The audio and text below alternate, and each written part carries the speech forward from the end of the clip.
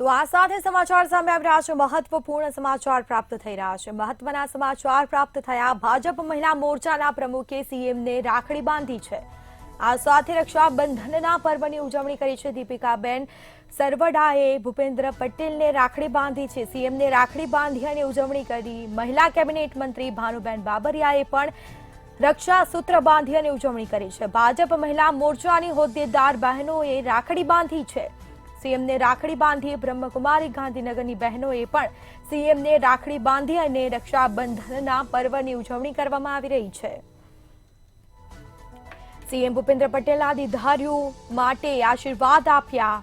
દિવ્યાંગ બાલિકાઓએ પણ સીએમને રાખડી બાંધી અને ઉજવણી કરી છે। દિવ્યાંગ બાલિકાઓએ પણ સીએમને રાખડી બાંધી। મહિલા કેબિનેટ મંત્રી ભાનુબેન બાબરિયાએ પણ સીએમને રાખડી બાંધી છે। આજે રક્ષાબંધનનો પર્વ છે, અનેરો આ તહેવાર છે। ભાજપ મહિલા મોરચાની હોદ્દેદારો બહેનોએ સીએમને રાખડી બાંધી છે અને સીએમએ બહેનોને ભેટ પણ આપી છે। ભાજપ મહિલા મોરચાના પ્રમુખે સીએમને રાખડી બાંધી, જેના સીધા દ્રશ્યો અમે આપને બતાવી રહ્યા છે। તો વધુ વિગતો સાથે સંવાદદાતા ઉજ્જવલ વ્યાસ ફોનલાઈન પર જોડાઈ ગયા છે। જી, રક્ષાબંધનનો આજે પર્વ છે અને ભાજપની મહિલા મોરચાઓએ સીએમને રાખડી બાંધી અને તહેવારની ઉજવણી કરી છે। શું વિગત?